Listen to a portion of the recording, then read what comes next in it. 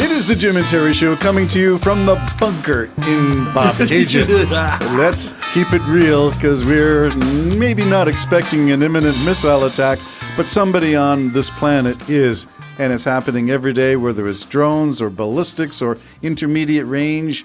Somebody's experiencing violence and death every moment of every day since this war in Iran began. And not only that, I mean, if you think you've stopped the radicals from dreaming up ways and hoping of ways to annihilate America, you're fooling yourself. So now they got to watch the terrorist cells that would already be in the United States, who I think are just lying low for a little bit till everybody's guard's down, and then they're going to start doing their work. I don't want that to happen because it'll be horrible, taking down a building or whatever it is. I just chaos. I hope that doesn't happen. On the other hand, I don't believe the American account that Iran started this war. They started it. And you and me were talking at breakfast, a wonderful breakfast, thank you. But we were talking at breakfast that I don't believe that that's the way to win over a country. The best way to win over the country is do what you did in the 50s, really be the best place to ever be, and then have them want to eventually. Their guards would go down for the religious fanaticism of their faith, would start slowly dripping away, because we know they do it at that. The hierarchy has the TVs and the internet and the all the fancy websites cars. and everything. They all have all that stuff. So there, eventually that seeps into the population. To annihilate them and try to knock them back means potentially millions die. Well, let's remember the first wave of Doge was to cut USAID, which is the main way that the U.S. spreads its influence is soft power, not the military, soft power. By example, by giving money for projects, domestic infrastructure. China's the one who's building the Silk Road. China's the one who's giving money away to infrastructure all over the world, building what seems to be good relations with these countries. We'll talk about that maybe some other time, but the U.S. abandoned that when they hacked and slashed Doge. But again, not thinking. Well, they did think it out. They wanted to wreck things. Well, it's they also want intentional. to be isolationists. Yes. And then all of a sudden they're going to be, okay, fine, you be isolationists. And I guess you can survive that way, I'm guessing. I don't know. Buy your own products, build your own products, just live within your own borders. But if that's truly their way, why are they talking right now with South America's leaders? Why have they raided Venezuela and you said Ecuador? Yeah. Why, if they just want to be isolationists, why are they getting into another Middle East battle probably for 20 years?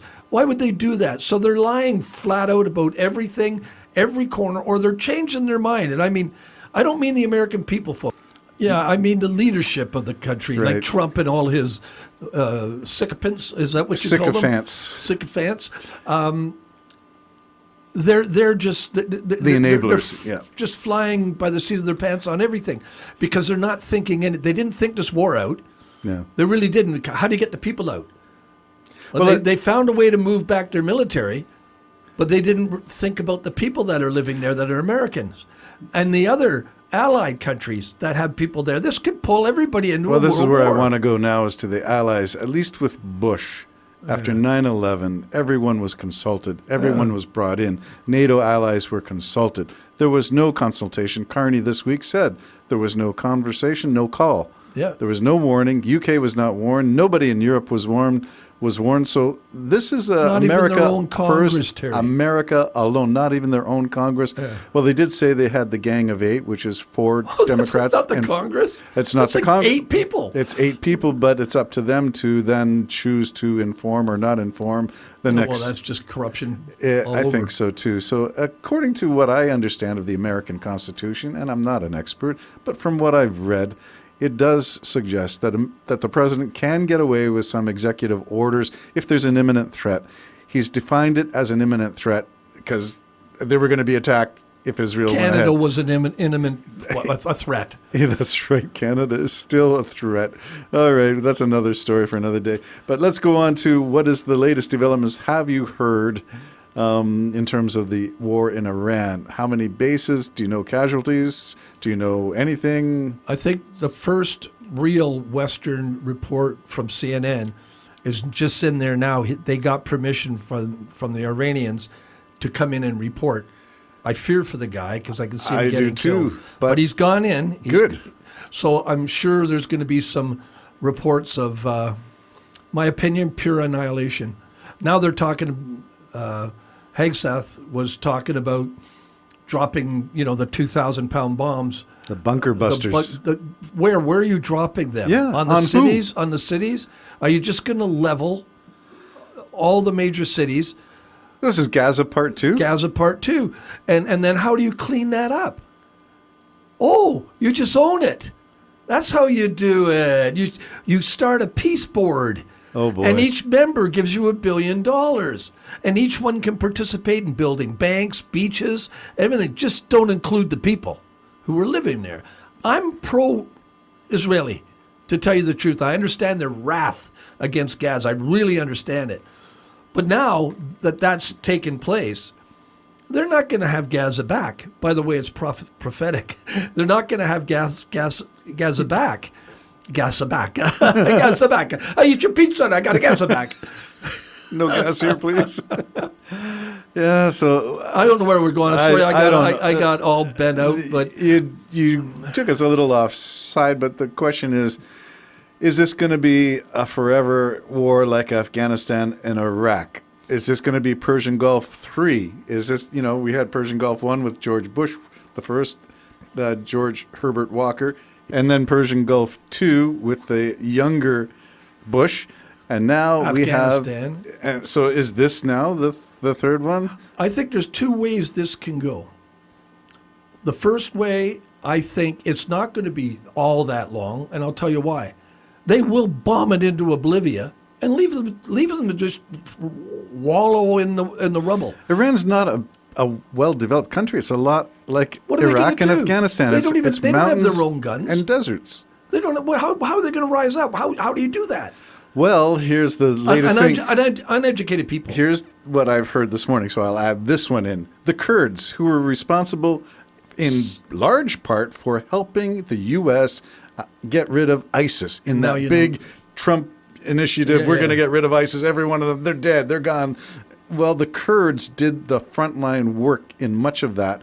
But Erdogan in Turkey doesn't want the Kurds to have any independence or territory. Right. And so we got a problem with Turkey and NATO. Have you heard, Terry? Okay, that's what I've heard. Kurds are arming to take Iran. Who's arming them, Terry? CIA. Yeah. Where did that go wrong before? Well, it went wrong in Afghanistan, but at the CIA doing these things, it went wrong in Vietnam as well. So, I mean, is there an example where it did actually go right? I don't think so. I can't think of one. But we're not historians. So now you got them in there, and now you're not going to like them because they're going to power over other divisions within Iraq. Yeah, well, Iran. Turkey doesn't want the Kurds to do anything. So what happens? They get involved.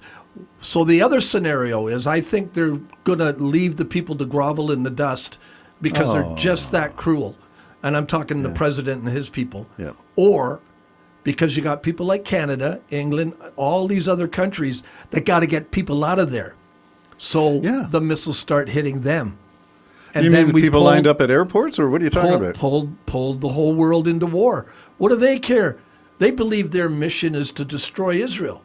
So if they can find a way to bring in the world into war, and if it finds some way of being able to backfire on Israel, that's all their hope is. They'll die martyrs. That's a pretty, when you have martyrdom and the old suicide vests, when you have that ideology fueling this stuff, it's random and chaotic and unpredictable. And an uncaring leader of the United States who hasn't got the ability to care about anybody other than himself. A narcissist cannot care. Yeah, he can't care. He doesn't care. No empathy. Well, let's nail it down with some few things that we do know. We heard about the Kurds getting involved or preparing to become leadership or to replace the Iranian Republican Guard. Is it the IRG? That's the dangerous one. You cut off the head, but they said they had 3 people in mind. They blew them all up in the same. They killed them too. They killed them too. But what's Plan B now? That's a perfect example of the American way. The American exceptionalism. You just did not think beyond that little thing. Critical thinking. You think they would know. The Jim and Terry Show signing off. Bye-bye. It's complicated. relationship I have with my moment.